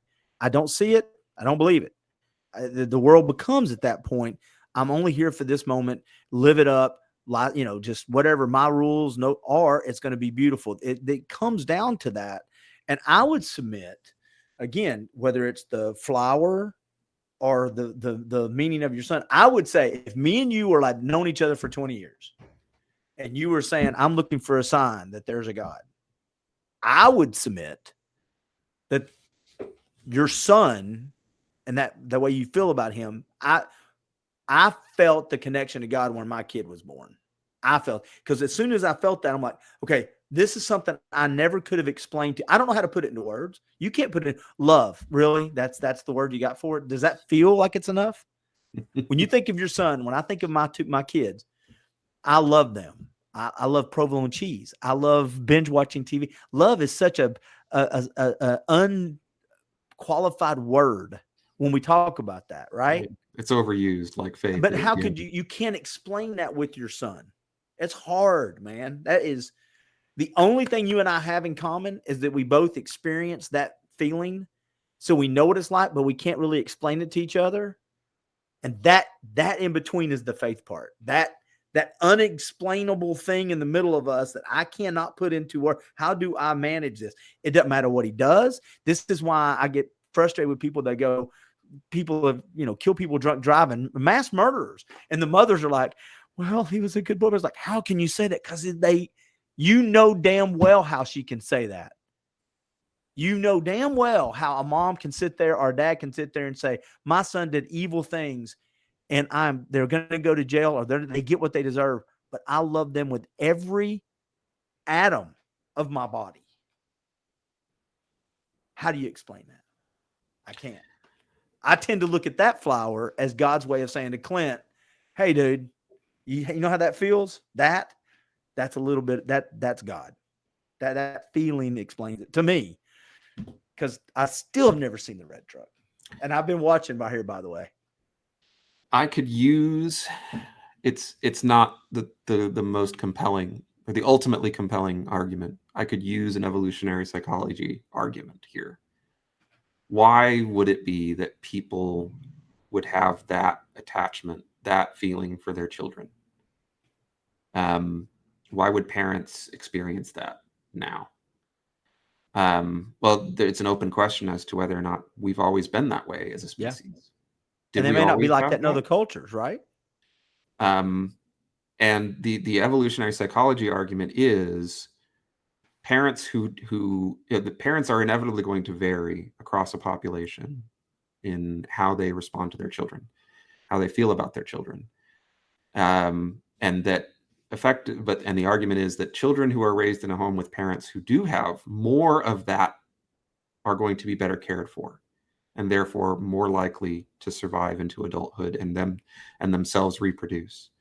Therefore, that tendency to have those feelings, which are going to naturally arise in humans to some degree or another, is going to be selected for. Effectively, that children of parents who have it are more likely to survive and themselves have kids, pass on those genes. So there is a potentially like genetic psychology kind of an explanation for it. If that was the answer, ultimately, if that's why I feel the way I do, okay. What a great answer. I'm fine with that. Yeah. That means that the world is selecting for love and being good parents. That being a good parent is something that is effectively rewarded by having more well-developed children who are more capable of caring for themselves and others, by they themselves then being able to have families and raise those families. It's an open question. Dude, we're going to have to come back. And here's why. Because I would submit that the flower and the people that have never heard of Jesus in the jungle that worship the water gods and the sun gods, all those signs, along with you having your son, those signs are all the same from the same God. And here's why. Because I think one thing that I have forgotten to mention is that my relationship with Jesus and God is a personal thing, which means the things that God will use for me is going to be different. They see the water god and they see the dragon, and you might see your son. I might see the flower. Somebody out there is getting a red truck. I have no idea how it works for everybody else. But the thing that I think we forget sometimes is my relationship is not to the religion. My relationship is not to the church. Those are all things that are part of this that I can go and use, and it's got its own usefulness in my belief. But my relationship is with God, which goes with me whether I'm here, there, or in the ether. And that's the part that I think we miss sometimes. We try to figure out God and religion And I personally think that God didn't come for religion. I don't think Jesus came to form a religion. I think he came to form a relationship, and that is a bumper sticker, but there's truth to it. You're not a dad. What's your son's name? Christopher. You're not a dad. You're Christopher's dad. Yeah. That to me is a difference. You know, we can talk about dads. We've got that unspoken. We look at each other in the moments, and that's how you can look at your friend going through the pain, and you understand what that pain. You like, oh my God. Yeah. But I don't know what's like to be Christopher's dad. I have no idea. That is a unique thing just between you and him. And here's the other thing: no one will ever know that relationship. That's a cool thing. It is. It's very flower. It's very flowerish, isn't it? These squishy, soft things. Hey, can I ask you this and be honest with me on the air? This I'm going to leave it in here, whether it's good or bad. Is this good enough for us to do part 2 of this?